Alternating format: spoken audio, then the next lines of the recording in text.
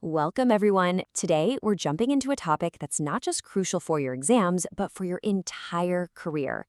We're talking about the difference between a budget that holds you back and one that actually tells the truth about what's going on. All right, let's get into it.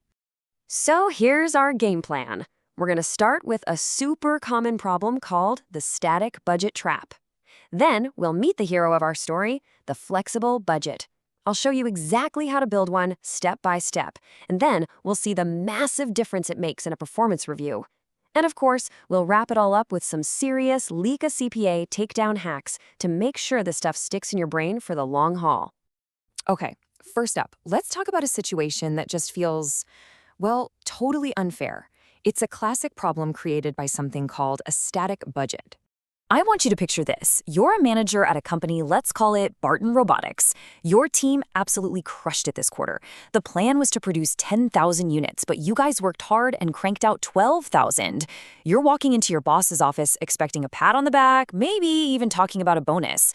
But instead, you get grilled about your spending. So what on earth went wrong? This is what went wrong. You get this report handed to you, and it looks terrible. It says you're over budget by $132,000. Every single line has a big, scary U for unfavorable next to it. It looks like you totally lost control. But wait a minute.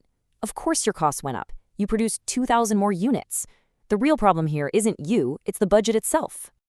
And that's the whole issue with a static budget. It's static. It's rigid. It's locked in for just one level of activity. In this case, 10,000 units. Think about it. It's like planning a pizza party for 10 friends, but 12 show up. Are you really over budget on pizza? No, you just had more people to feed. Comparing your actual cost for 12,000 units to a plan for 10,000 is comparing apples to oranges. It's totally misleading. So there has to be a better way, right? What if your budget could, flex?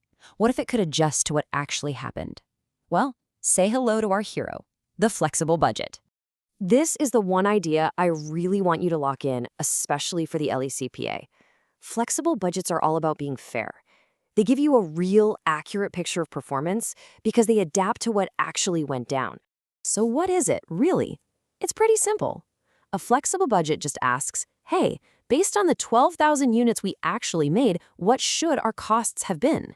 It's like having a crystal ball. It helps you create the budget you would have made if you knew the real production numbers from the get-go.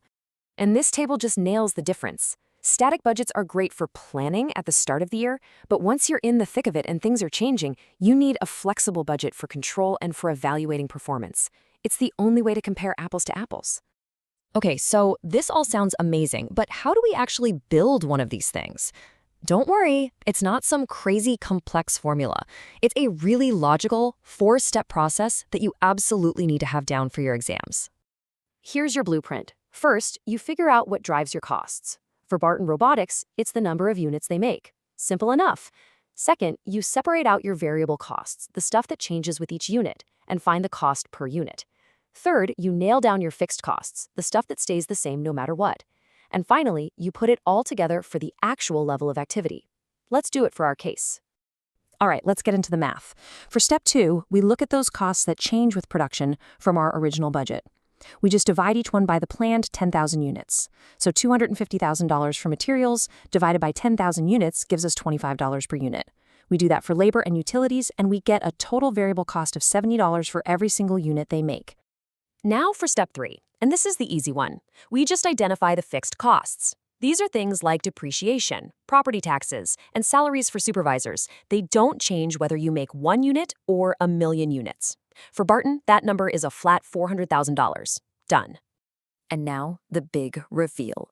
This is the aha moment. We've got our variable cost per unit. We've got our fixed costs. Let's go back to that manager's office, but this time we're armed with the right report, and we're going to give them the fair review they deserve. Okay, first, just to remind you, this was the problem. This was the static report that made it look like our manager was a bad performer, showing them over budget by a massive $132,000. Now watch what happens when we apply a little logic. Boom! This is the real story.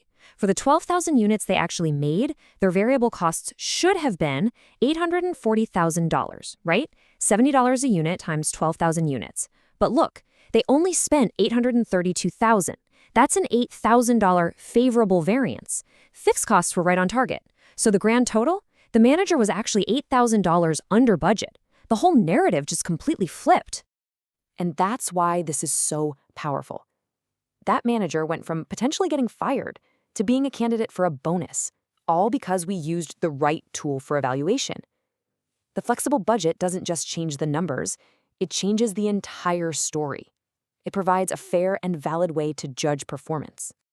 All right, team, let's switch gears and get tactical. It's time to lock this information in so you can absolutely dominate this topic on the LECPA. This isn't just about cramming, it's about making this knowledge stick for good. Okay, if you walk away with nothing else, burn these 5 points into your memory. Static is for planning, flex is for control. The absolute key to the whole thing is separating variable and fixed costs. That's what lets you compare apples to apples and get a real valid look at performance. Seriously, know these 5 things cold. And here are your study hacks. Make this your mantra. Plan at one level, control at the actual level. On exam day, if you see the words performance evaluation, your brain should immediately light up and shout flexible budget. Get super comfortable with that variable cost per unit calculation. And remember, this entire concept is the foundation for variance analysis, which you know is going to be a big deal on the exam. And that's our deep dive into flexible budgets. See, at the end of the day, this is more than just an accounting technique. It's really a mindset. It's about being fair, it's about being accurate, and it's about being smart enough to adapt when reality changes. That's a lesson that'll serve you well long after you've passed the boards. Good luck with your studies.